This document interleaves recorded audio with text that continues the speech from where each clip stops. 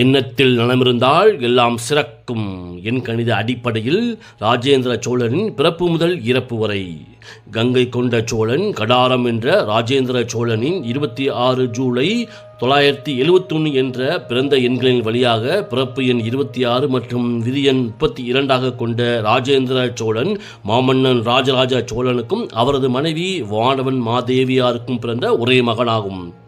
இவரது இயற்பெயர் மதுராந்தக சோழனாகும். ஆடி மாதம் திருவாதிரை நட்சத்திரத்தில் பிறந்த ராஜேந்திர சோழன் சோழ பேரரசின் மன்னர்களில் ஒருவராக மட்டுமில்லாமல் இந்திய வரலாற்றின் தலை சேர்ந்த போர் வீரர்களில் ஒருவராகவும் திகழ்ந்தார். ராஜேந்திர சோழரின் வீரதீர பராக்கிரமங்கள் சோழ பேரரசை உச்ச நிலைக்கு கொண்டு சென்றார். ராஜேந்திர சோழன் தனது தந்தையான ராஜராஜ சோழனின் ஆட்சி காலத்திலேயே பல போர்களில் முன்னின்று வழிநடத்தினார். ராஜேந்திர சோழன் இளம் வயதிலேயே போர்க்கள அனுபவங்களை பெற்று தந்தை ராஜராஜ சோழனுக்கு உறுதுணையாக இருந்து பல வெற்றிகளை பெற்று தந்தார். இது அவரது பிற்கால மகத்தான வெற்றிகளுக்கு அடித்தளமிட்டது. தந்தை ராஜராஜ சோழனால் ஆரம்பிக்கப்பட்டு முழுமையாக வெற்றி பெறாத இலங்கையை கிபி 1018 ஆண்டு ராஜேந்திர சோழன் தனது ஆட்சியில் முழுமையாக கைப்பற்றியதோடு இலங்கை மன்னன் 5ஆம் மகிந்தனை சிறைபிடித்து சோழ நாட்டுக்கு கொண்டு வந்தார். அதன் மூலம் ராஜேந்திர சோழன் இலங்கையை முழுவதும் சோழர்களின் ஆட்சிக்கு கீழ் கொண்டு வந்தார். மேலும் ராஜேந்திர சோழன் தென்னிந்தியாவில் தன்னுடைய ஆதிக்கத்தை மீண்டும் நிறுவ முயன்ற பாண்டியர்களையும் சேரர்களையும் முழுமையாக அடக்கியதோடு தனது மகன்களை அரசர்களாக நியமித்து அப்பகுதிகளில் சோழ பேரரசின் நிலையான ஆட்சியை உறுதி செய்தார். மேலை சாளுக்கியர்கள் எனும் புலிகேசி மன்னர்கள் தனது தந்தை ராஜராஜ சோழன் காலத்தில் இருந்தே கடுமையான சவால்களை ஏற்படுத்தி வந்தனர். ராஜேந்திரன் சோழன் துங்கபத்ரா நதியை கடந்து சாளுக்கியர்களின் தலைநகரான கல்யாணியை தாக்கியதோடு பல போர்களில் சாளுக்கியர்களை தோற்கடித்து பல பகுதிகளை கைப்பற்றினார். மேலும் ராய்ச்சூர் பகுதி, வனவாசி, மணியகேடா போன்ற பகுதிகளையும் வென்றார். மேலும் சாளுக்கிய மன்னன் ஜெயசிம்மன் முயங்கி என்ற இடத்தில் ராஜேந்திர சோழனின் கடுமையான தாக்குதலை தாக்குப்பிடிக்க முடியாமல் போரில் தோற்று பின்வாங்கினான். இது ராஜேந்திர சோழனின் முக்கியமான வெற்றியை பறைசாற்றும் குறிப்பாகும். கிபி 1022 ஆண்டு ராஜேந்திர சோழனின் மிக முக்கியமான மற்றும் புகழ்பெற்ற படையெடுப்பான தரைப்படையின் மூலம் வட இந்தியா வரை படையெடுத்தி கலிங்க மன்னர், தெலுங்கானா பகுதியின் மன்னர்கள், வங்காளத்தின் பால பேரரசர் மகிபாலன் போன்ற பல வட இந்திய அரசர்களை தோற்கடித்தார். இந்த படையெடுப்பின் வெற்றியை கொண்டாடும் விதமாக கங்கை கொண்ட சோழன் என்ற பட்டத்தை சூட்டிக்கொண்டார். வெற்றி சின்னமாக கங்கை நீரை கொண்டு வந்து தனது புதிய தலைநகரான கங்கை கொண்ட சோழபுரத்தில் உள்ள சூலகங்கம் ஏரியில் கலந்தார். இது அவரது மாபெரும் வலிமையையும் இந்திய அளவில் உலக அளவில் அவரது ஆதிக்கத்தையும் வெளிப்படுத்தியது.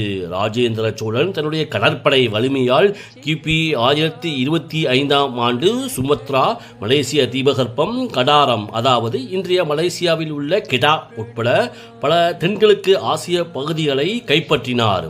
இது உலக வரலாற்றில் மிக அரிதான கடற்படை படையெடுப்புகளில் ஒன்றாக கருதப்படுகிறது. இது அவரது கடற்படை வலிமையையும் உலகளாவிய வர்த்தகத்தில் அவருடைய செல்வாக்கையும் எடுத்துக்காட்டுகிறது. இந்த படையெடுப்பின் வெற்றியின் நிறைவாக கடாரம் கொண்டான் என்ற பட்டத்தை வென்றார். மேலும் ராஜேந்திர சோழனிடம் உலகமே வியக்கும் அளவிற்கு மிக வலிமையான மற்றும் ஒழுங்கமைக்கப்பட்ட யானைப்படை இருந்தது. பிரதமர் மோடி அவர்கள் சமீபத்தில் கங்கை கொண்ட சோழபுரத்தில் நடைபெற்ற ராஜேந்திர சோழனின் ஆடி திருவாதிரை விழாவில் கலந்து கொண்டு ராஜேந்திர சோழனின் சக்தி வாய்ந்த கடற்படை மற்றும் யானைப்படைகளை பாராட்டினார் என்பது குறிப்பிடத்தக்கது. ராஜேந்திர சோழனின் வெற்றிகளுக்கு முக்கிய காரணமாக இருந்தது போர்களில் யானைகளின் பயன்பாடாகும். சாதாரணமாக தரையில் பயணம் செய்வது போல கடலில் யானைகளை எடுத்துச் செல்வது என்பது சாத்தியமற்றது என்றாலும் திருசடை கப்பல்கள், அதாவது 3 அடுக்குகளை கொண்ட சிறப்பு சடை பின்னல் போன்ற உறுதியான கட்டமைப்பை கொண்ட கப்பல்களை பயன்படுத்தி யானைகளையும் கடல் கடந்து போர் செய்ய பயன்படுத்தினார். இது ராஜேந்திர சோழனின் புதுமையான போர் உத்திகளை காட்டுகிறது. மேலும் ராஜேந்திர சோழன் போர்க்களத்தில் தனது படையினருக்கு முன்னின்று தலைமை தாங்கினார். மன்னனே போரில் முன்னின்று போரிடுவதை கண்ட படை தளபதிகளும் வீரர்களும் உற்சாகத்தோடும் தீரத்தோடும் போரிட்டனர். இவரது தலைமைத்துவமும் வீரமும் சோழ படையினரின் மன உறுதியை அதிகரிக்க செய்தன. கங்கை கொண்ட ராஜேந்திர சோழன் வெறும் வெற்றியாளராக மட்டுமில்லாமல் கைப்பற்றிய பகுதிகளை திறம்பட நிர்வகித்த சிறந்த நிர்வாகியும் கூட. அவரது வீரதீர பராக்கிரமங்கள் சோழ பேரரசை இந்தியாவிலும் தென்கிழக்கு ஆசியாவிலும் ஏன் உலக அளவிலும் அசைக்க முடியாத சக்தியாக நிலைநிறுத்தின. மேலும் மாமன்னர் ராஜராஜ சோழன் கங்கை கொண்டான் கடாரம் வென்றான் மற்றும் முயங்கியில் ஜெயசிம்மனை பின்வாங்கச் செய்த ராஜேந்திர சோழன் மற்றும் அவரது குடும்பத்தினரும் தமிழ் மரபையும் தமிழ் கலாச்சாரத்தையும் பேணி வளர்த்தனர். தமிழன் என்று சொல்லடா, தலை நிமிர்ந்து நில்லடா என்ற சொல்லுக்கேற்ப சோழ பேரரசின் மாமன்னர் ராஜராஜ சோழனின் ஒரே மகன் கங்கை கொண்ட சோழன் கடாரம் வென்றான் ராஜேந்திர சோழனின் வாழ்க்கையானது தமிழனின் வீர வரலாறு மற்றும் தனித்துவமான தலைமை, நிர்வாகம் மற்றும் ஆன்மீக சாதனைகள் உலக அளவில் தமிழர்களை பெருமைப்படுத்தி நிற்கிறது. தமிழர்களாக இருப்போம், சாதனைகள் பல புரிவோம். நன்றி, வணக்கம்.